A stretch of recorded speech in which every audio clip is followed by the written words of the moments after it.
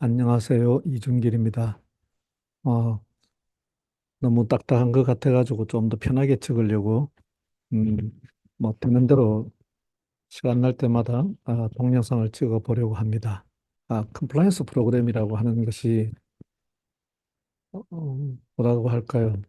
뭐, 도덕책 같은 느낌도 들고, 음, 어차피 또 윤리 경영이라고 하는 큰 카테고리와 함께 얘기되는 것이니까,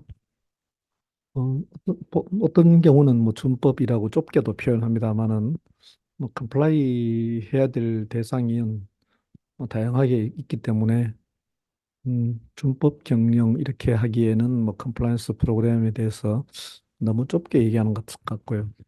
뭐 그렇다고 해서 넓히면 개념을 넓히면 쓸모가 없는 개념이 됩니다. 우리가 마치 착하게 살자 뭐 이런 얘기하는 것과 똑같은 얘기죠. 뭐 건강에 좋은 음식을 먹어야 된다. 그게 구체성이 많이 떨어집니다. 구체성이 떨어지게 되면 사실 우리 어떤 사람이 어떤 행동을 하는 데 있어 가지고 저 어떤 의사결정을 하는 데 있어서 도움이 되지 않아요.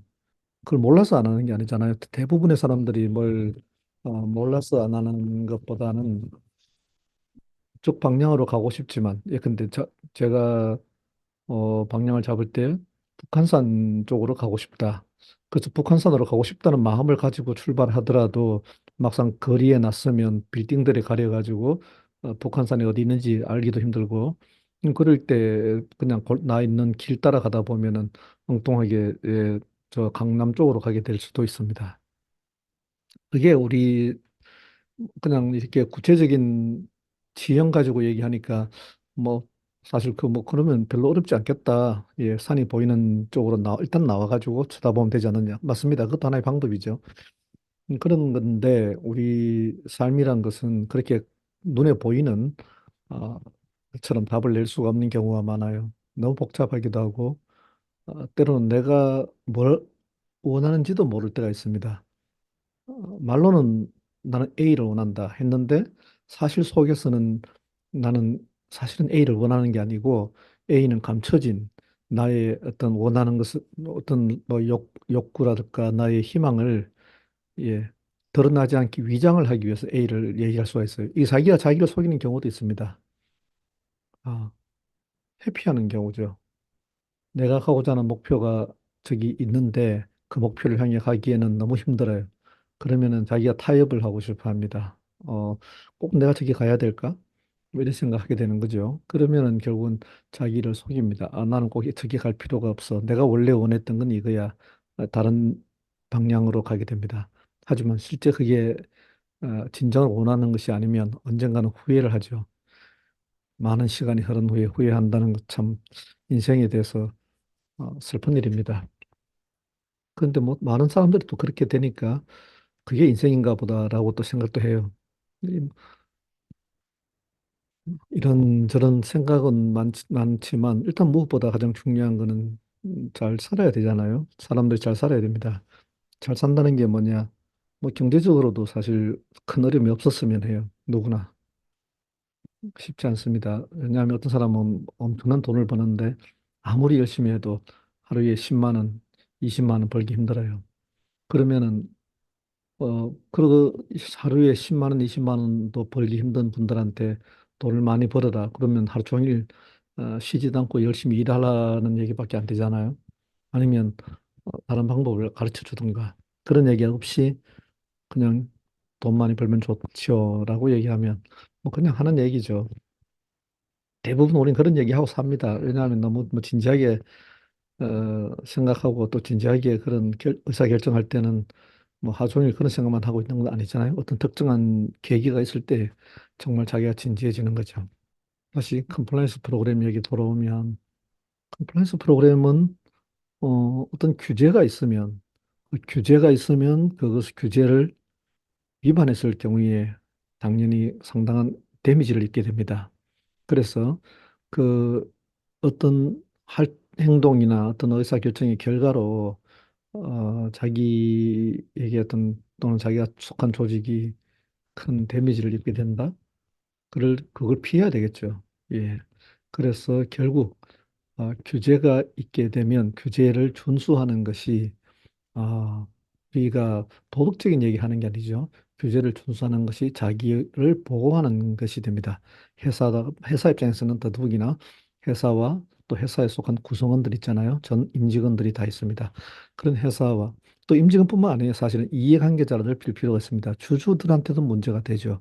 회사가 제대로 규제를 준수하지 않아서 막대한 제재를 받게 되면 주로 금전적인 제재, 가또 수반되는 게 보통이니까 금전적인 제재 플러스 또 민사소송이라고 하는 또 사실은 그걸 뭐 사적인 제재라고 해야 될까요? 그 공적인 제재 외에도 사적으로 분쟁에 휘말리게 됩니다.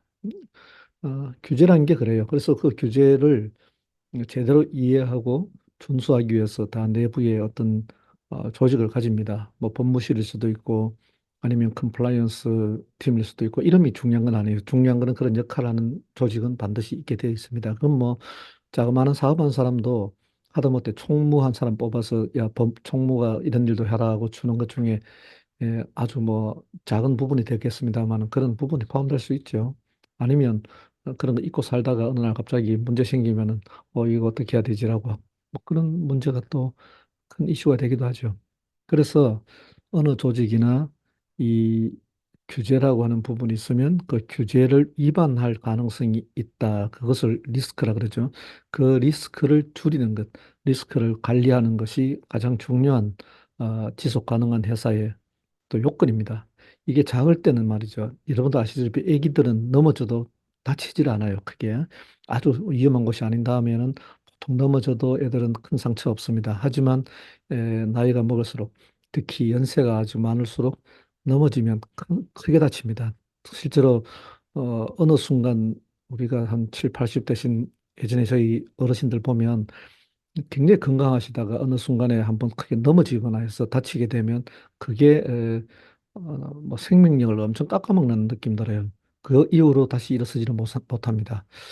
그래서 저희 어르신들 보면은 넘어지지 않도록 굉장히 큰 주의를 하죠. 신발도 편한 걸로 바꾸고 미끄러지지 않는 밑창으로.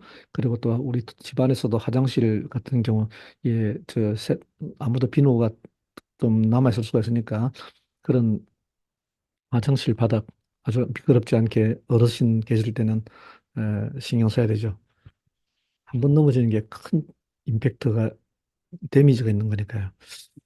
기업도 비슷합니다. 작은 기업은 물론 작은 기업도 법 위반 잘못하면은 회사가 망할 수도 있습니다. 하지만 대부분은 작을수록 좀 그렇게 뭘 위반했다고 해서 크게 문제되는 경우는 아주 치명적인 것 외에는 별로 없어요. 예컨대 뭐 세무 문제라든가 또 노사 문제 이 두 개는 굉장히 중요하죠. 그 외에 뭐 제품의 하자도 그 회사가 상당히 문제가 되려면 제법 매출이 있어야 많은 사람들이 영향을 미치는 거죠. 아니면 개별적으로 해결하면 되니까요. 이래저래 회사가 어느 정도 선까지는 그 리스크 관리를 별로 신경 쓰지 않더라도 사실은 데미지가 별로 크지 않습니다. 그래서 뭐 리스크 관리 신경 안 써도 크게 문제가 안 되는 거죠. 하지만 회사가 어느 정도 규모가 되면 이제 자칫하면은 별것 아니라고 생각했던 것들이 크게 와닿을 수가 있어요.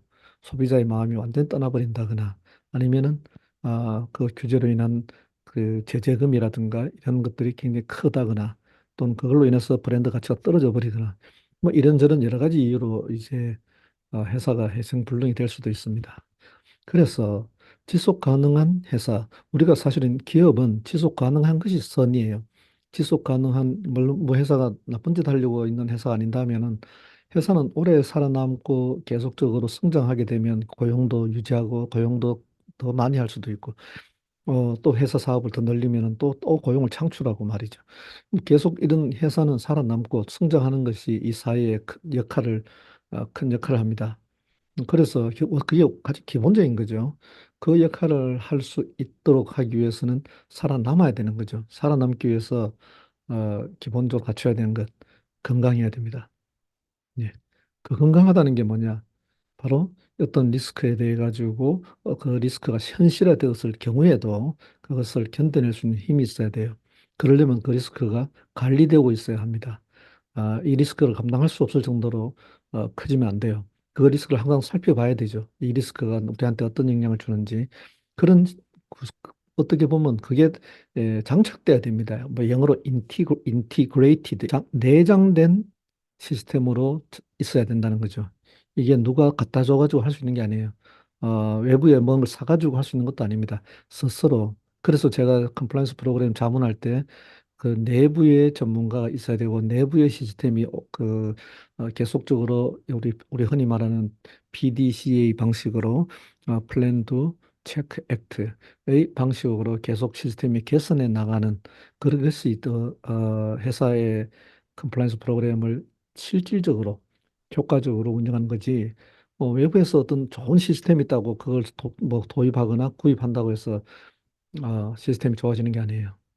그래서 이런 이제 컴플라이언스 프로그램에 대해서는 누구나 좀 관심을 가져야 되는데 아직도 그 부분이 쉽지 않습니다. 대부분 저는 아무래도 실무자를 많이 만나는 편이니까 실무자를 만나면 가장 어려워하는 것이 경영자, 그중에서도 최고 경영자가 이 컴플라이언스 프로그램에 관심이 별로 없다는 거죠. 잘 모릅니다. 당연히 아마 알게 되면 부하 직원들한테 지시할 거예요. 컴플라이언스 프로그램 제대로 구축하라. 잘 몰라요. 그래서 최고 경영자들의 인식을 어떻게 바꿀 거냐. 바꾼다기보다는 어떻게 인식하게 할 거냐. 컴플라이언스 프로그램의 중요성을 이 부분이 가장 큰 이슈 같습니다. 그래서 앞으로 저는 뭐 CP 등급 평가 준비하는 기업들 도와주는 역할도 하고 있습니다만은 한편으로 더 중요한 것이 컴플라이언스 프로그램에 대해서 C 레벨 임원들이 제대로 이해할 수 있도록 하고 또 이 기업에 특히 상장회사죠. 상장회사에 투자한 투자자들이 컴플라이언스 프로그램의 중요성을 제대로 이해하도록 하는 것. 그게 제가 해야 될 가장 어, 중요한 역할 같습니다. 예, 이런저런 뭐 얘기하면서 이것도 시간 제법 많이 걸리네요. 예, 10분 정도 더 걸린 것 같은데 뭐 자주 편하게 얘기를 나누도록 하겠습니다. 예, 감사합니다.